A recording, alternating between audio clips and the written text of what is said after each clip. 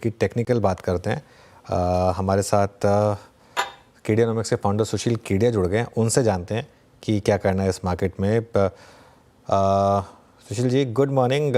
Market में इस समय एक जलेबी गेम चल रहा है। निफ्टी, बैंक निफ्टी में एक दिन अप एक दिन डाउन, इनफैक्ट घंटे घंटे में बड़े वॉलेटाइल मूव्स आ रहे हैं, खासतौर से जो लास्ट फ्राइडे को आया। अभी कोई ट्रेड बन रही है कि नहीं निफ्टी या बैंक निफ्टी में? बन रही है और अलग अलग चीजें अलग अलग काम करी। पर अनुज, आपने एक बहुत संवेदनशील बात पर उंगली रख दी कि रोज एक एक घंटे में बाजार बदल रहा है और एक एक दिन में बाजार बदल रहा है। समय का अभाव है, किसी और दिन इस पर बात कर लेंगे, पर मैं संक्षेप में बता दूं, volatility index world wide shoot up करने के लिए रेडी है।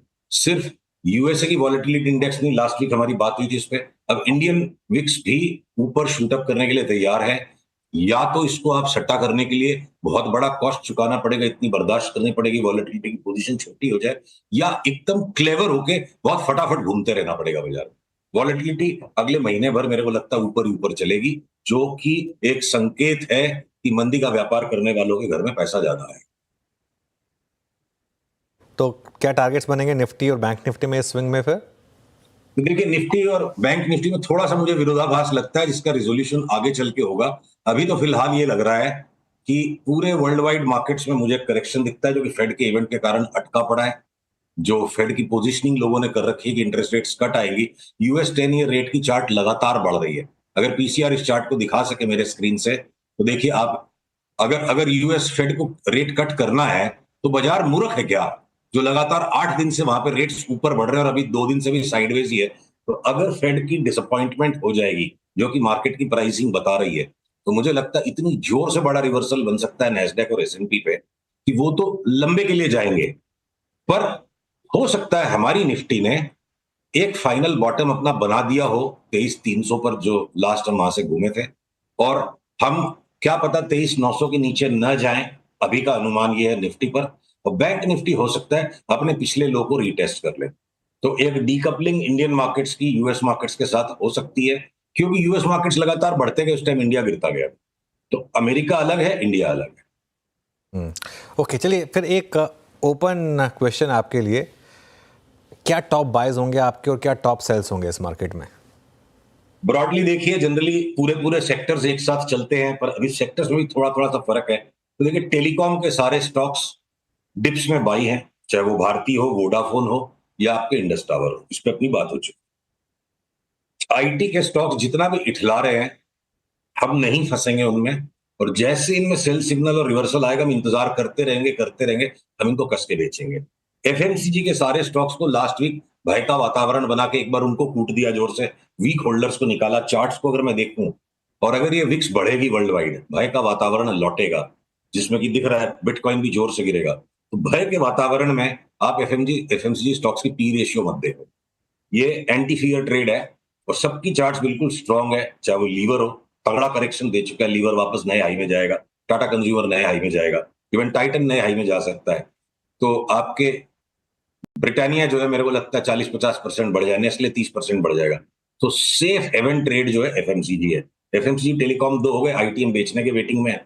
और हम एक बार के लिए ऑयल एंड गैस स्पेस के अंदर जो भी रिफाइनरीज हैं, एचपीसीएल बीपीसीएल में वेरी शॉर्ट टर्म 1 महीने की मंदी करके 10-12-15% कमाने की कोशिश करेंगे। पर वहीं एमआरपीएल और चेन्नई पेट्रो, अनुज, पिछले साल अपनी बात होती थी 8-8 10-10 गुना पैसा हो गया उसमें, बस अब खा पी के निकल गए, भूल गए उन स्टॉक्स को। अब उन पे नजर गड़ाने का टाइम आ गया है। अगले करेक्शन के बाद देखना है, अभी अनुमान है, बाद में जब ट्रेड आएगा तो मैं कंफर्म करूंगा। हो सकता है एमआरपीएल और चेन्नई में 2025 में वापस पैसा 3 गुना 4 गुना करने का मौका मिले, तो हम उनको बेचने की गलती नहीं करेंगे, पुलबैक हम उन्हें लेंगे। HPCL BPCL short term trading कर सकते हैं, ओएनजीसी, ऑयल इंडिया, ये सारे स्टॉक्स को, आईओसी को हम पुलबैक में बाई करेंगे। तो बचे क्या आपके बैंक्स। बड़े बैंक्स में इंडसइंड बैंक का जो होना था, कचूमर निकल चुका है, उसको हम बाई ट्रेड की तरफ नजर गड़ाए बैठे हैं। बाकी के जो बड़े बैंक है, आईसीआईसीआई, एसबीआई, एचडीएफसी बैंक और इवन एक्सिस बैंक, हमको नहीं लेना है, हम बेच बेच के ही काम करेंगे। परंतु अगर पीएसयू बैंक्स हैं, या फिर जो छोटे वाले बैंक्स हैं, आरबीएल, बंधन, इनको हम पुलबैक्स में लेंगे। पीएसयू बैंक्स में भी हम बाई करेंगे। तो स्प्रेड अलग अलग। इंश्योरेंस के स्टॉक्स हमको सबको सारे के सारे बाई करने, हम इंतजार में, जैसे ट्रिगर आएगा हमको लेना है। इंश्योरेंस एकमात्र मेरे को फिन निफ्टी में स्पेस दिखती है, इंश्योरेंस को लेंगे हम, बाकी सारी एनबीएफसी को जहां जहां सिग्नल मिलेगा शॉर्ट करेंगे। ओके। अच्छा सुशील जी, ये जितने भी QSR सेगमेंट के अगर आप देखें स्टॉक्स हैं, लाइक जुबिलेंट जिस पर मेरी आपसे पहले भी बात हुई थी, अच्छा मूव दे रहा है। जोमेटो को देखिए, आपके कॉमर्स में, फूड डिलीवरीज में, स्विगी को, और इनफैक्ट मैं अभी अपने डिस्कशन को इन 3-4 स्टॉक्स तक सीमित रखूंगा। क्या चेस कर रहे हैं आप, और स्पेशली जुबिलेंट पे आपका टेक क्या है, जो कि आपने मुझसे पहले भी शेयर किया था? तो वीरू भाई, ऐसा है, इसे आप उम्र का तकाजा कह लो, या हम शुरू से डरपोक किस्म के थे, हम कभी भी किसी चीज को चेज नहीं करते हैं। जहां लोगों की चेस फिनिश होती है, जब लोग थक हार के टूटते हैं, वहां मौका देख के माल पकड़ते हैं। अगर जुबिलेंट की चार्ट स्क्रीन पे आ सके, अपनी बात हुई थी 574-75 के आसपास, दोबारा से और ले लो, और अपनी एंट्री थी एक्चुअली 430-35 की, 760 के टारगेट के लिए। अब बहुत ज्यादा जगह नहीं बची है, 690 से 760 चना कुरमुरा बचा है। देखिए, केडियानॉमिक्स को खराब आदत पड़ चुकी है, हम मोटी मलाई खोजते हैं और वो हमें मिल जाती है, तो हमें छाछ फूकने में इंटरेस्ट नहीं है। अब जुबिलेंट हमारे हिसाब से छाछ बच गया, यहाँ से 10-15% बचे तो छाछ हो गया, हम लास्ट के इस ट्रेंड को राइड करेंगे। अब आ जाते हैं जो न्यू एज स्टॉक्स है। अब जोमेटो पे ठीक है, मैं अच्छी तरह से रॉन्ग हो चुका हूं पास्ट में। अगर अगर अब मैं नई अपॉर्चुनिटीज को देखूं यहाँ पे, मैं एक उदाहरण के तौर पे आपसे बात करूं, ये पेटीएम का स्टॉक 300 से लेके जो 1000 तक आ गया है, जिसकी चार्ट ज्यादा स्पष्ट है। कल हमने रात को ऐसे छेड़छाड़ करने के लिए ट्वीट भेजा, देखें क्या लोगों की संवेदनाएं हैं, कि 1150 की तेजी नहीं लगती, वापस पेटीएम 200 लगता है। तो जब आएगा सिग्नल तब देखेंगे। अब यहाँ से बड़ा ट्रैप मेरे को लगता है सारे न्यू एज स्टॉक्स में। अब वो जोमेटो में एक बार हम रॉन्ग हो गए, इसका मतलब हम डरते रहेंगे जरूरी नहीं है। जोमेटो हो सकता है 350 नहीं दिखाए, वापस 150 रुपया हो जाए, देखेंगे क्या होगा। रिस्क बहुत ज्यादा हाई है अब इन स्टॉक्स में, और रिवॉर्ड बहुत लिमिटेड बचा है। अब शॉर्ट टर्म में 15% कमाना है जोमेटो में, उसकी वॉलेटिलिटी इतनी हाई है, तो हमारे बस का स्टॉक नहीं। इस वक्त हम फिलहाल ये पेटीएम, जोमेटो, स्विगी, इस सब टाइप के स्टॉक से थोड़ा सा परहेज रखेंगे और वेट करेंगे। हमें सेल का सिग्नल मिलेगा तो पार्टिसिपेट करेंगे, वरना हम नहीं करेंगे। और ये मेटल्स पे क्या व्यू है आपका? मेटल्स में कुछ कर रहे हैं आप सुशील जी इस वक्त? सॉरी, सुनाई नहीं पड़ा।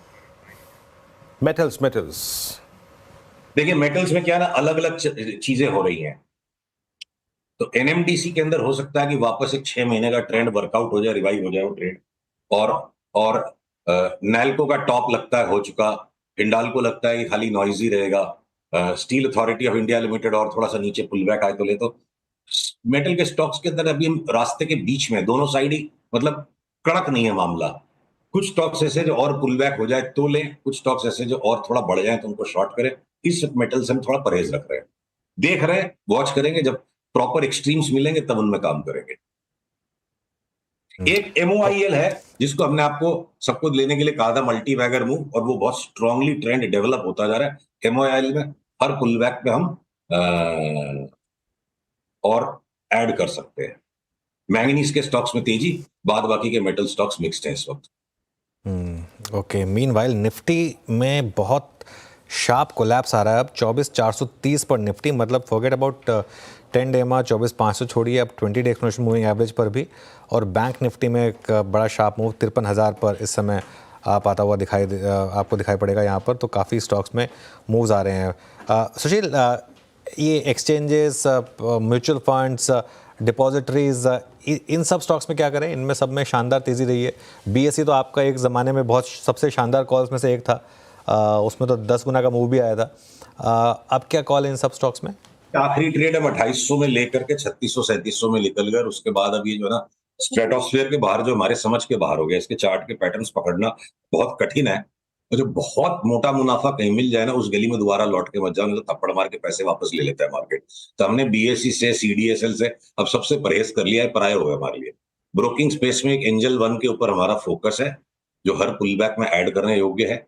और बाकी के ये जो म्यूचुअल फंड्स और ये सारी स्पेस से अब हम वी आर डन विद। अभी लास्ट के 10-15% रेसिडुअल रिटर्न्स के चक्कर में हमको वहां सारी कमाई वापस नहीं देनी, हम दूर रहेंगे उससे। ओके, चलिए सुशील जी, बहुत बहुत शुक्रिया आज हमारे साथ जुड़ने के लिए और इन सब स्टॉक्स पर, मार्केट्स पर बात करने के लिए। इस शो को यहाँ समेटेंगे।